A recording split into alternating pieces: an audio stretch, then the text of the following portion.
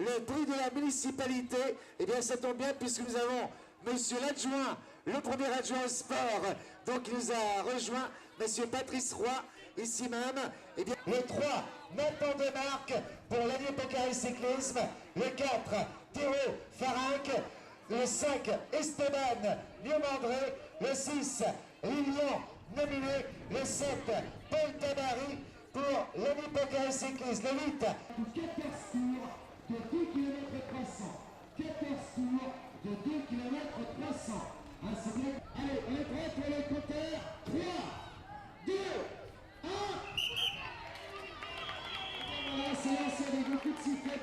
Et bien c'est parti pour la course de Gagny. Voilà, le speaker vous a tout expliqué, un peu plus de 32 km de course.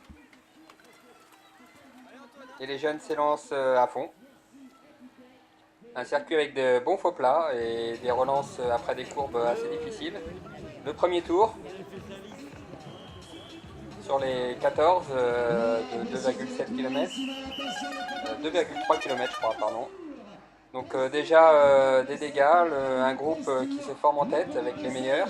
On retrouve toujours Théo, Paul, Nathan. Et puis derrière, ça a un petit peu explosé. On voit Esteban. Et puis Lilian qui a eu un peu de mal à démarrer. Qui va s'accrocher. Le deuxième tour, ça roule toujours sur un bon rythme.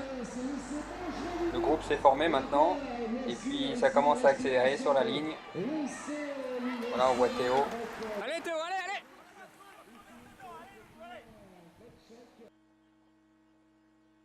Voilà, c'est en fait Lucas Brémond de Meaux qui accélère un peu pour une première fois. Et puis derrière, tout le monde le suit. Il y a Malcolm derrière lui. Théo un petit peu gêné par Maximilien Provost, mais pas de problème. Tout ça, ça passe bien. Et puis au troisième tour, une première vraie attaque, on va dire, avec Guillaume Comtal, qui est suivi par Malcolm. Le groupe derrière s'affole pas. Tout le monde est là encore. On sait que la course est encore longue en fait. Allez Lilian, allez! Lilian qui s'accroche, qui est derrière un petit groupe où il y a Esteban et qui essaye de tout faire pour revenir. Ah, Porcu. Voilà, et puis le quatrième tour. C'est les deux mêmes. Les deux favoris de la course, Provost et Porcu, sont partis devant.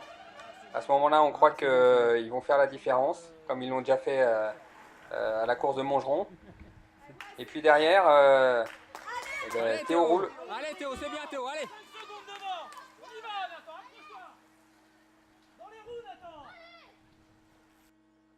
Voilà, on voit Théo devant, avec Paul juste derrière. Théo et Paul vont faire tous les deux l'effort. Ils vont se reléguer et vont pouvoir raccrocher les deux échappés devant.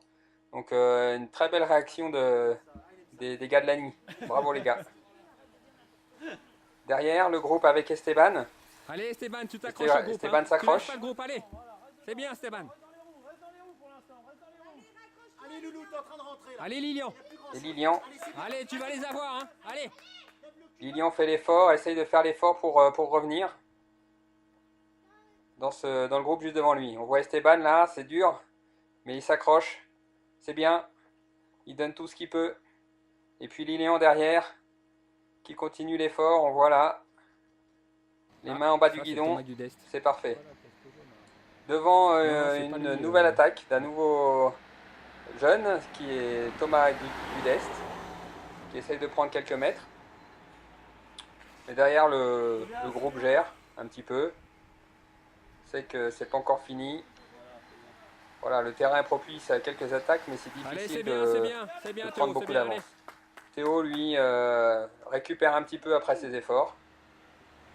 Donc pour l'instant, tout va bien. Il y a encore Paul et Nathan dans le groupe. C'est très bon. Lilian est revenu dans le groupe, on le voit là. Voilà. Voilà, c'est bien, c'est parfait. Il a fait un bel effort. Esteban est toujours là.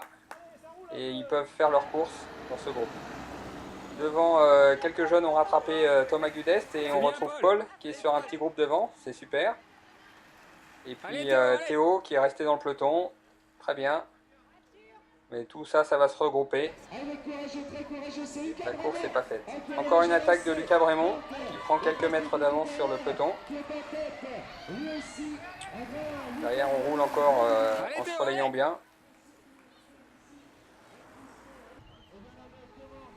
Voilà, on voit Lucas Brémond qui passe, le peloton derrière.